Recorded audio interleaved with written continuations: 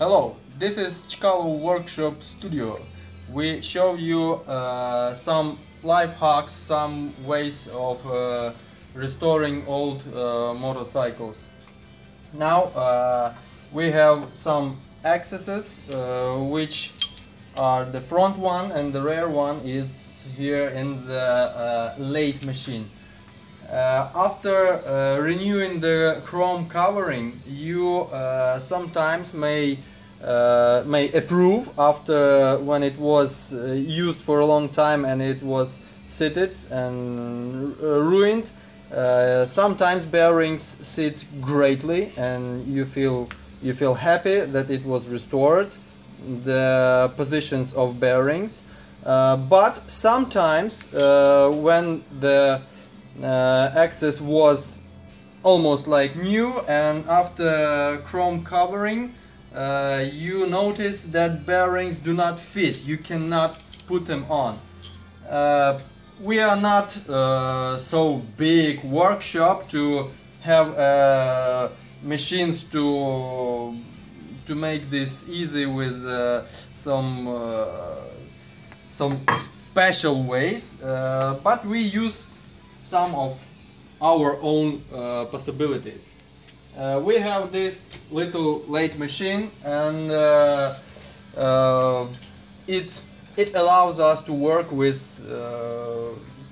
some abilities of ours. We've checked the places of positions of the bearings, just fitting this axis into the wheel with the rear fork.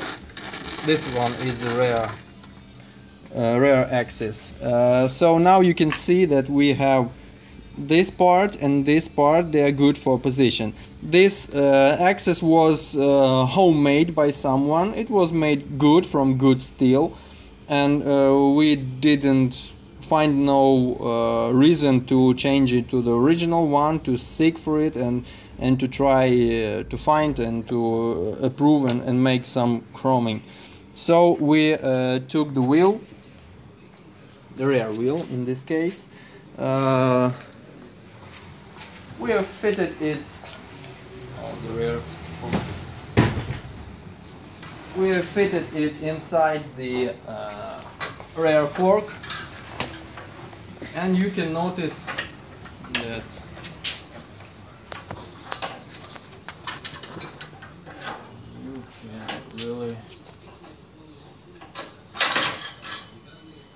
you can really mark. I'll show you with the marker.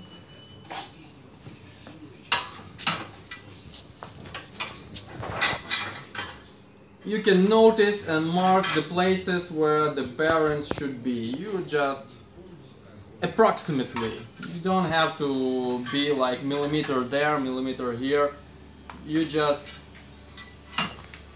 make some marks for yourself. Like here you see that there is a sitting place for bearing, and here the other one. So I've marked this.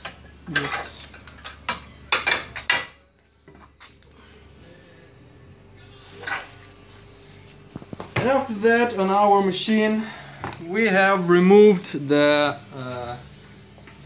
diameter of the axis, where we don't need the bearing to be seated, so it just flies here easily, even knocks a little bit. But on the places where the bearings should sit, as you see where the chrome is renewed, you see that it doesn't go, it just stops. And it used to be the same way here, where it is supposed to sit. Now we have that they don't move, they sit tight, quite tight. The way was easy. You just take it in our machine. For removing chrome, you don't have to use the cutter in the cutter holder. It would take a lot of chrome with copper and with the body of the axis. So I just took this kind of cutter, some kind of homemade cutter. Turn it on. Now we can show it just in some place nearer to the you just use it like with your hands, free hand work, and you can see that the new chrome is just getting off. It's not so simple. You have to have feeling in your hands, but it just falls off the copper. Minding that the old chrome, as we used to check it, it won't just get off. But the old axes were not chromed on this place. So you just remove the old new chrome out of its bearing sitting place, and you can see that we have the removed chrome. It's not sharp. It's not smooth.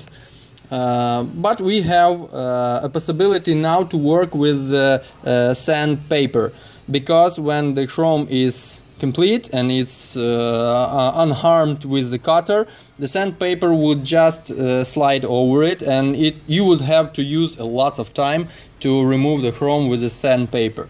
But after working with your cutter in freehand work, you can just, after that, you can use the sandpaper to make it more smooth.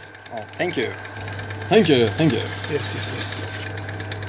So, if you try with the sandpaper, now you will see that it is not smooth enough. So you can use this guy to take off lots of it. Now you see how it goes easy off. Now I'm not touching the place where the bearing should be, because we have enough size here, and we will try not to spoil it after working so long and so hard over it. So now we see that there is no chrome in here, like some 5-6 millimeters, just for showing you. And then we use our sandpaper to move it forward. This one is a hard one, tough.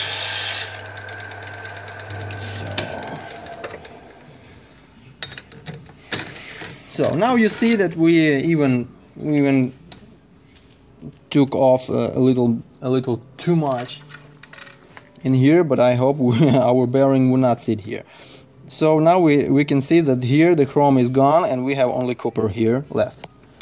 We take our bearing, it moves easily, here it slides easily, and then it sits on the copper quite tight. You can really work for long and easily with a small trying each time, taking off, taking on, to make it sit properly and very tight. Now we didn't make a very strong and tight sitting for it, because we know that axis takes them together. Take one.